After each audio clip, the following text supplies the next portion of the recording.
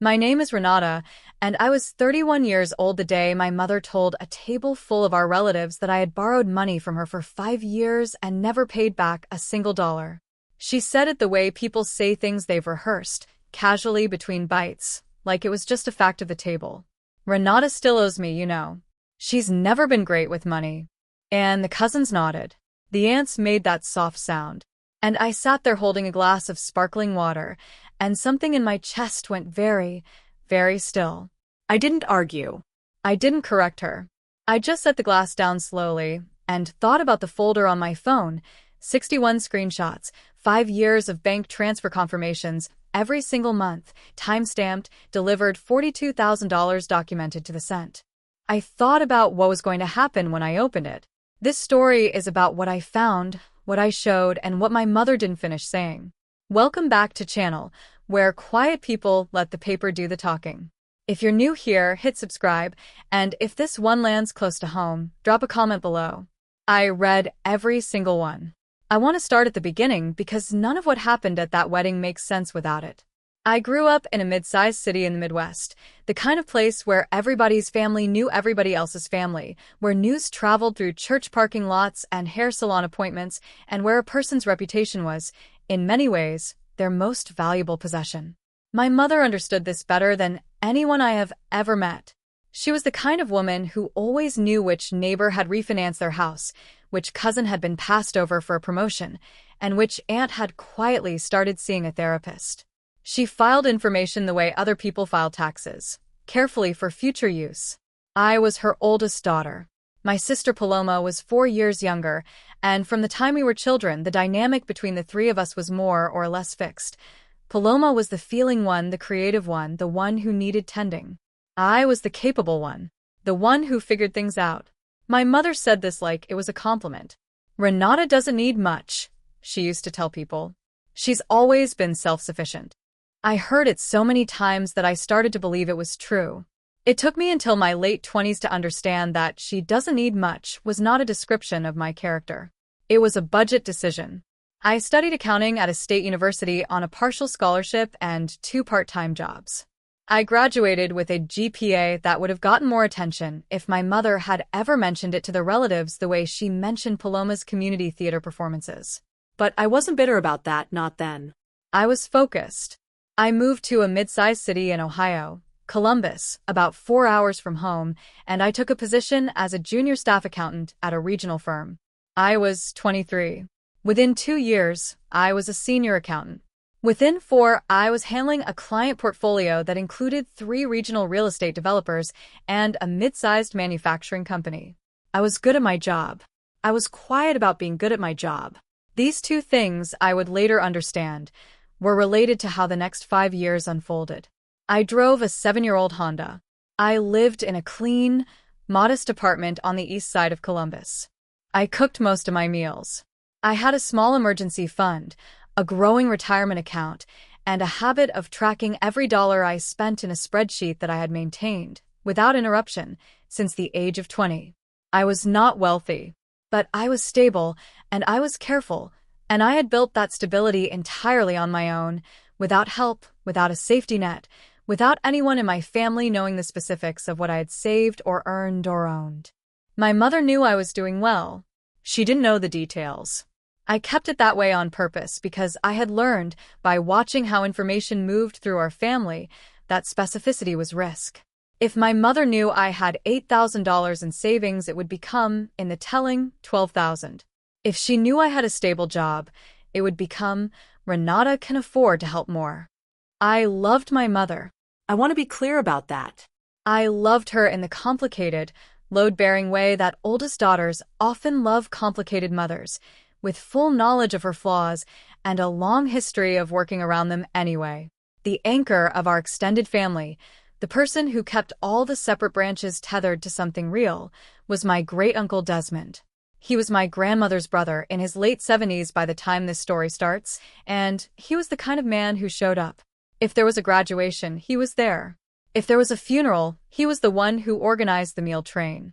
He had worked for 30 years as a postal supervisor, retired with a modest pension, drove the same truck for 12 years, and had opinions about compound interest that he delivered with the precision of a man who had never once bounced a check. He was the only person in my family who ever asked me detailed questions about my work, what I was learning, what clients I was handling, whether I had started contributing to a Roth IRA yet. I liked him enormously. He was careful with money in the same way I was careful with money, and in our family, that made us a minority of two. It was Uncle Desmond who first noticed, quietly, that certain conversations about me seemed to carry a current of something he couldn't quite name. He mentioned it to me once, over coffee at his kitchen table about a year before the wedding. "Your mama talks about you different," he said. "Not bad. Just, like there's something in the background she's not saying." I told him I wasn't sure what he meant. I was lying. I had been noticing it for a while. The arrangement started when I was 26. My mother called me on a Wednesday evening in November. She sounded tired, which was unusual. My mother was not a person who admitted to being tired. She said that things had gotten tight. My father had been out of work for 3 months following a restructuring at his company. The mortgage was manageable, but some of the household expenses, utilities, car insurance, the miscellaneous costs of keeping a house running, were adding up in ways that were harder to absorb. She wasn't asking for much. Just a little help, temporarily, until your father finds something. Maybe $400 or $500 a month for a few months. I said yes. I said it without hesitation because the request was reasonable and because I could manage it and because she was my mother, and that is what you do. We agreed on $500 a month. I set up the transfer that same week, automated, from my checking account to hers, first of every month. My father found a new job 4 months later. I called my mother to check in on things, and she said everything was better, things were looking up, and thank you for being such a support. I assumed the arrangement was finished. The transfer went out the following month anyway, so I called to let her know it had gone through by accident and I'd stop it going forward. She said, "Actually," and here her voice shifted into something I can only describe as carefully casual. "Actually, Renata, if you could keep it going a little longer, that would really help. Just until we get the credit card balance down. It won't be long." I kept it going. I want to be precise about what happened next, because the slow accumulation of it is the whole story. My father went back to work. The credit card balance, as far as I could tell from what my mother reported, came down. But the transfer kept going. And every time I raised the question of stopping it, gently, without pressure, just to check in, there was a new reason. The water heater. Paloma's car repair. Property taxes. The dental work my dad had been putting off. Each reason was, on its own, plausible. Each one arrived just before I was about to close the tap. And so I kept the tap open, and the months turned into a year, and the year turned into 2, and somewhere in the second year the amount shifted from $500 a month to $700 without either of us formally discussing it. I noticed the amount change. Asked about it once. My mother said she'd thought, given everything, that I'd said it was okay to draw a little more if needed. I had no memory of saying this. I had no written record of saying this. But I also had no written record of anything in this arrangement. It was entirely verbal, entirely built on trust, and I was 27 years old and still operating under the assumption that my mother was a person who could be trusted. So I let it go. I adjusted the transfer to $700. I kept the automated record, as I kept records of everything, not out of suspicion but out of habit. That habit would matter. By year 3, I had started to notice other things. My mother mentioned, in passing, a weekend trip she and my father had taken to a resort in Michigan. She mentioned new living room furniture. She mentioned Paloma's new laptop, which she said she had helped pay for because Paloma was going through a hard time financially and needed a boost. None of these things were individually alarming. People spend money. Families help each other. But something had started to shift in the way my mother spoke about me to other relatives, and I became aware of it the way you become aware of a small draft in a room. Not all at once, but in accumulating small moments until you have to acknowledge the cold. Aunt Miriam, my mother's older sister, asked me at a family 4th of July gathering how the loan repayment was coming along. I asked her what she meant.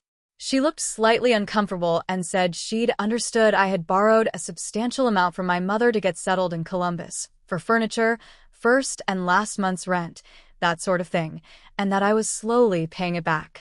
I had borrowed nothing. I had paid my own first and last month's rent. I had furnished my apartment with things I had purchased myself over time, starting with a mattress on the floor and working upward. I told Aunt Miriam there must have been a misunderstanding. She nodded in a way that suggested she believed my mother's version more than mine. I called my mother that evening and asked her, quietly, what she had told Aunt Miriam. My mother said she didn't remember the exact conversation, but that she might have mentioned that I had needed some support early on, which was true, wasn't it? Hadn't she helped me? I said, Mom, I have been sending you money every month for 3 years. She was quiet for a moment. Then she said, Renata, you know how I meant it. Don't make this into something it isn't. I did not make it into something. I kept sending the money. By year 4, I had an accounting of what I had sent. I kept it in a folder on my phone, not because I was building a case, but because I am, at my core, a person who tracks things. Every month, when the transfer confirmation came through from my bank, I screenshot it and dropped it into the folder. 60 months of screenshots by the time this story ends. 60 rows in the mental spreadsheet I could reconstruct in my sleep. Date, amount, confirmation number. I had, in the way of accountants, documented what most people would have left undocumented. What I had also documented, without intending to, was the divergence between what I was sending and what my mother was telling people. Because by year 4, it was no longer just Aunt Miriam. It was Uncle Felipe at Christmas, who pulled me aside and said he hoped things were going better financially, that he knew it was hard being young and in debt. It was my cousin Gloria, who worked in banking and who, at a birthday dinner, gave me the name of a credit counseling service with the gentleness of someone who had been briefed. It was a family friend at a graduation party who asked my mother in front of me how the situation with Renata was resolving, and my mother said, with a small sigh, slowly, you know how these things go. I want to be careful about how I describe this period because what I felt was not rage. It was something quieter and more disorienting, a slow, creeping sense of being misread, of having a version of myself circulating in my family's network that was almost the inverse of the truth. In this version, I was financially unstable. I was a person who had borrowed from her mother and dragged her feet on repayment. I was the daughter who needed managing. And meanwhile, every first of the month, $700 left my account and arrived in hers. I didn't confront my mother directly after that conversation, and I've thought a lot about why. Part of it was that I wasn't sure what I would say. Part of it was that I didn't want to damage things irreparably over something I couldn't yet prove she was doing deliberately. Part of it, and this is the part one I'm most honest about when I'm alone, was that I was still, at some level, hoping I was wrong. Hoping there was a version of this that was just miscommunication. That my mother had told people things carelessly, without intent, and that if I waited and watched and documented quietly, she would correct it herself. She did not correct it. She extended it. 2 months before the wedding that changed everything, I was on a video call with my mother, and she mentioned, almost as an aside, that she had talked to my cousin Daniela's mother about me. I asked what she had said. My mother said she had just mentioned that I had been going through a rough patch, the debt situation, nothing serious, and that she hoped Daniela would be sensitive about it at the wedding, not bring up money stuff around me. I felt the skin on my forearms go tight. There was no debt situation. There was only the inverse of a debt situation, a situation in which I had been quietly funding my family for 5 years and had received, in return, a reputation as someone who owed them. I opened my phone after we hung up. I went to the folder. 61 screenshots. I counted the months. I multiplied. $42,000. Not an estimate. Not a rough figure. $42,000 confirmed, dated, delivered. I did not close the folder. I left it open on my phone. I went to sleep. And 2 months later, I drove 4 hours to a wedding. The wedding was beautiful, the way Midwestern family weddings tend to be beautiful, a little overfull, a little loud, with centerpieces someone's aunt had made, and a playlist that ran about 15 years behind current taste, and a warmth underneath all of it that you could only feel if you'd grown up with these people. My cousin Marcus was marrying a woman named Therese, who was kind and steady and clearly very sure about what she was doing. I liked her immediately. I sat at a table in the middle of the reception hall with a cluster of cousins and their partners. Gloria was there, and Felipe's daughter Adriana, and two cousins I hadn't seen since a funeral 3 years back. My mother was at the table adjacent, close enough for easy conversation, close enough to pass bread and lean across and comment on the speeches. The speeches were good. Marcus was funny in the way people who are nervous are sometimes accidentally very funny. Teresa's maid of honor cried in a way that made everyone else want to cry a little. Uncle Desmond, who had known Marcus since Marcus was born, gave a toast that was about the importance of showing up, which he said was the only romantic advice he had ever found to be reliably true. People laughed and clinked glasses. It was after the toasts, during the first pass of the appetizers, that it happened. I don't know how it started. I think Felipe was talking about the cost of his daughter's college, something about loans and interest rates, and the conversation shifted into the general territory of family finances, the way conversations at family events sometimes do. I was listening more than talking, the way I tend to at these things. My mother was talking. And then she said it. She said it lightly, the way people say things they have said many times before, which I understood in that moment she had. Renata still hasn't squared the debt from when she was getting started, you know. She laughed a little, gently, the way people laugh at a long-standing family truth that everyone has already accepted. 5 years. I keep hoping. The table was quiet for exactly 1 beat. Gloria looked at her bread plate. Adriana looked at me. Felipe looked at my mother with an expression I couldn't fully read. One of the cousins I hadn't seen in years nodded slowly, like this confirmed something she'd already been told. My mother was still smiling. Something in my jaw went very tight. I felt the weight of the phone in my clutch purse. I felt my own breathing, slow and deliberate, the way it gets when I am very calm and also very certain. I did not look away from my mother. I did not raise my voice. I opened my purse, took out my phone, and unlocked it. Actually, I said, I want to show you something. I pulled up the folder. If you have never worked in accounting, you might not understand the specific quality of a time-stamped bank transfer confirmation. It is not a number on a spreadsheet that can be disputed. It is not a memory that can be misremembered. It is a document issued by a financial institution, bearing a confirmation number, a sender account, a recipient account, a date, and an amount. It is, in the language of paper, a fact. I had 61 of them. I turned the phone so the table could see the screen. I didn't say anything theatrical.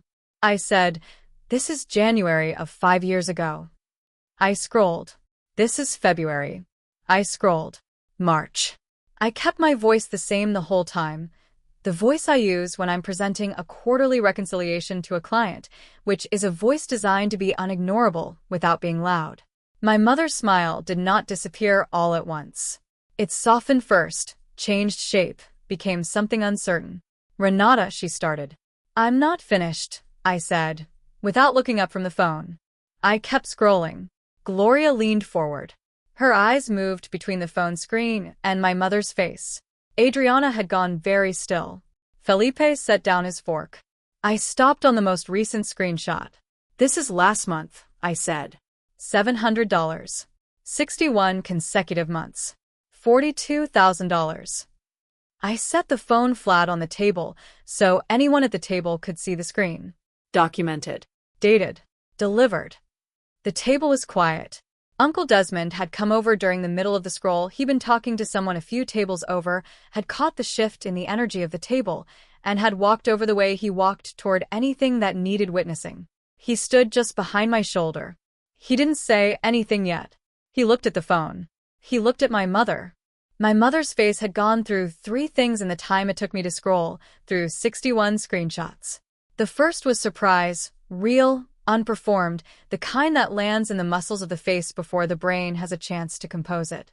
The second was something I can only describe as a rapid, visible calculation, her eyes moving in a way that told me she was trying to find a frame for this, a recontextualization, something that could reshape what was happening into something she could work with.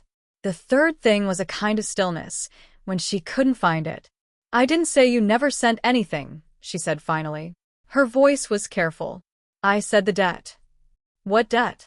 I asked. I kept my voice level. I genuinely wanted to hear the answer. She opened her mouth. She closed it.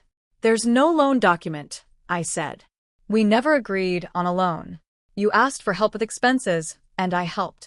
Every month, on time, for 5 years. I have every confirmation. Uncle Desmond put his hand briefly on the back of my chair. He didn't say anything. He didn't need to. He had, I learned later, been hearing the Renata and the debt version of events for at least 2 years and had never quite believed it but hadn't had a reason to say so. He believed me now. His presence there, behind my shoulder, standing and silent while my mother's version of events dissolved on a phone screen in the middle of a wedding reception, that was the only validation I needed in that room. Across the table, Gloria exhaled through her nose. It was a short, quiet sound. But I heard it. It said, "I always thought so." My mother did not finish her sentence. She picked up her water glass. She put it down. She looked at the floral centerpiece.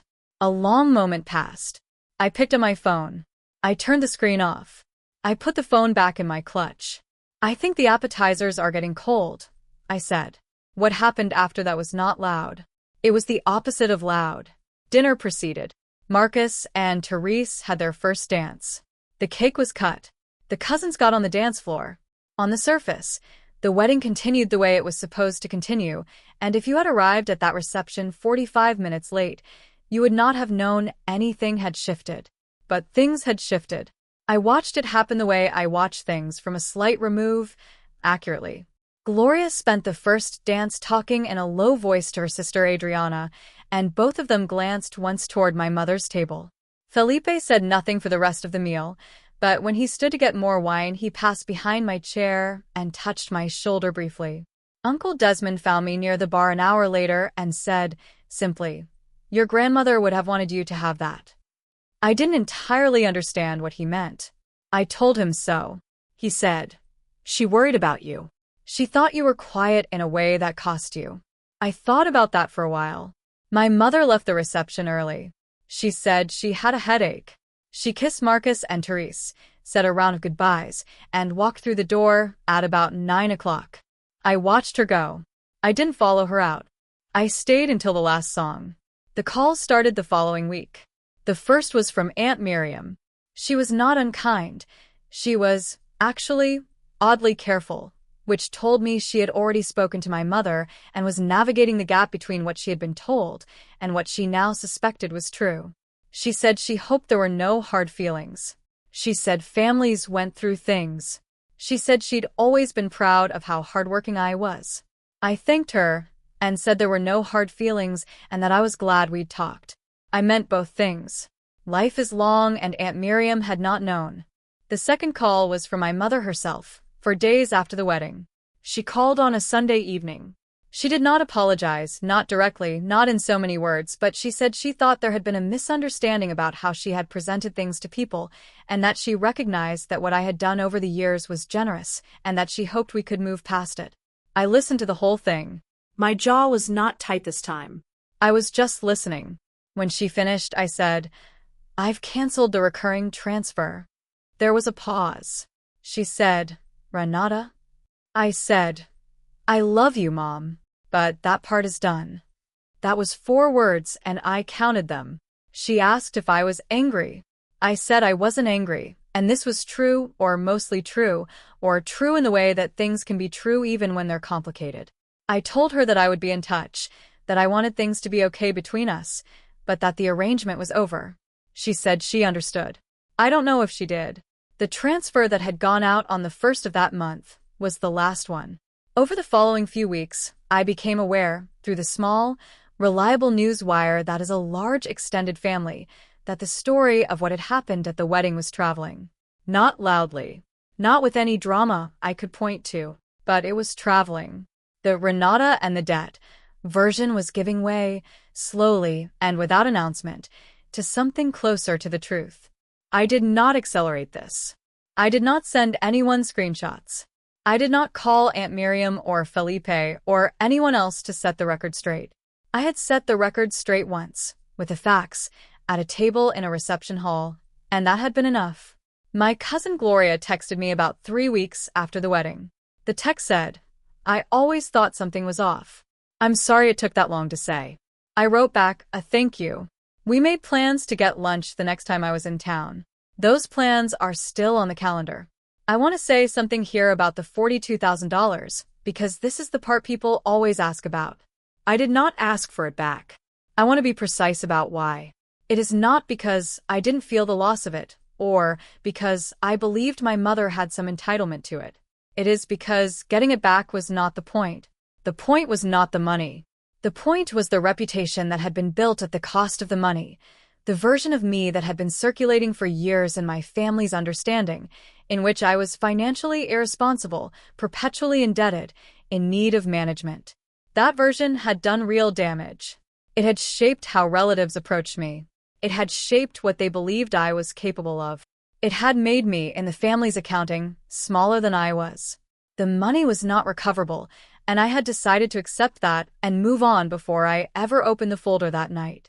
What I was not willing to accept, and what I had not, in 5 years, found a way to correct, was the story.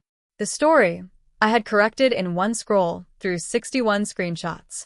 The money, in some sense, was what that cost. There is an accounting principle I think about sometimes, the difference between sunk costs and variable costs. Sunk costs are gone. They don't change based on what you do next. Variable costs are the ones you can still affect. $42,000 was, by the night of that wedding, a sunk cost. The reputation was variable. I had spent 5 years not addressing the variable cost because I was too busy honoring the sunk one.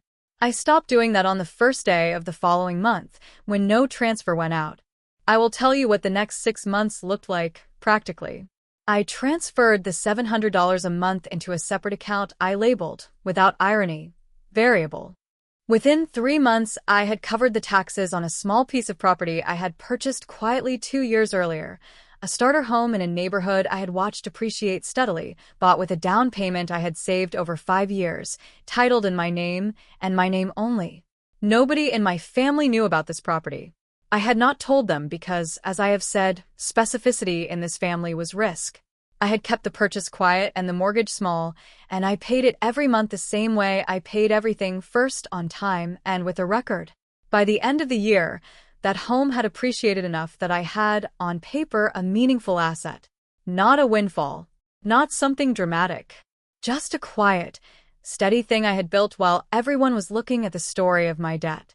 My mother and I are in contact. Not frequently. Not the way we used to be, which was perhaps not healthy for either of us. We speak on birthdays.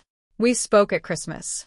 When Marcus and Therese announced they were expecting, we were both in the group message, and we both sent congratulations, and it was fine, genuinely fine, not performed fine. I think she and I have a different understanding of each other now than we did before the wedding, and I think the understanding is more accurate, even if it is also less comfortable. She has not asked me to restart the transfer. Uncle Desmond called me about 4 months after the wedding and asked me, in his direct way, if I was all right. I said I was. He said he was glad. He said something I wrote down afterward because I wanted to keep it. People will let you pay for their version of you. You can always stop paying. I keep that one in a note on my phone below the screenshots. I don't send $700 anywhere anymore.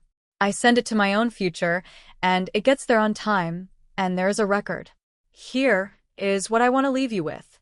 I am not a person who believes in performing strength.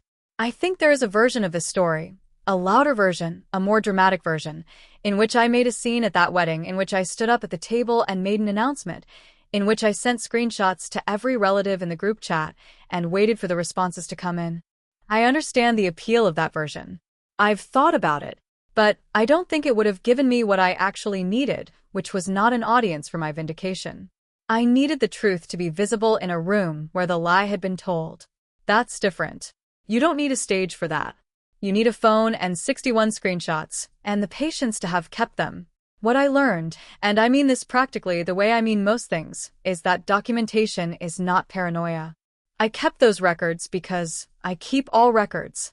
I did not keep them in anticipation of a wedding confrontation. I kept them because I am the kind of person who tracks things, and that habit, built over years for entirely unromantic reasons, turned out to be the most important thing I had. The story my mother told could not survive contact with the records I had kept. Most untrue stories can't if you have the records. The records don't care about the narrative. They just are what they are. The second thing I learned is about the cost of waiting. I waited 5 years to close that transfer. Not because I was afraid, or not primarily because I was afraid. I waited because I kept believing the situation would correct itself, that my mother would stop, that the story would stop, that things would return to something recognizable as fair. They didn't. They got worse, quietly, incrementally, until I was sitting at a wedding table listening to myself described as a financial burden to my own mother.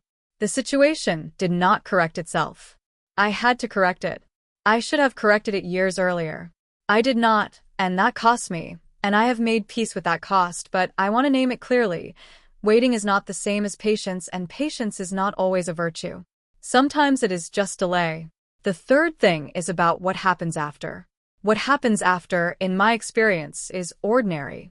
I drove home from that wedding on a Sunday night. I stopped at a gas station and got a bad coffee that I didn't finish. I let myself into my apartment and fed my cat and took off my wedding clothes and hung them up and made scrambled eggs at 10:30 at night and ate them standing at the kitchen counter. No one called. Nothing was resolved.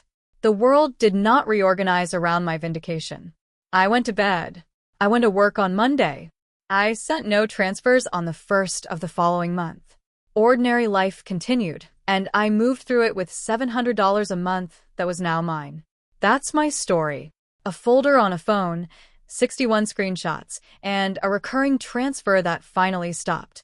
If you've been in a situation where someone built a story about you at your own expense, where your reputation was quietly shaped by the version someone else was telling, I want to hear from you. What did you do? Did you say something? Did you wait? Looking back, was that the right call? Drop your answer in the comments. I read every single one, and I think this one might get some real answers. Drop a comment, hit subscribe, and I'll see you in the next one.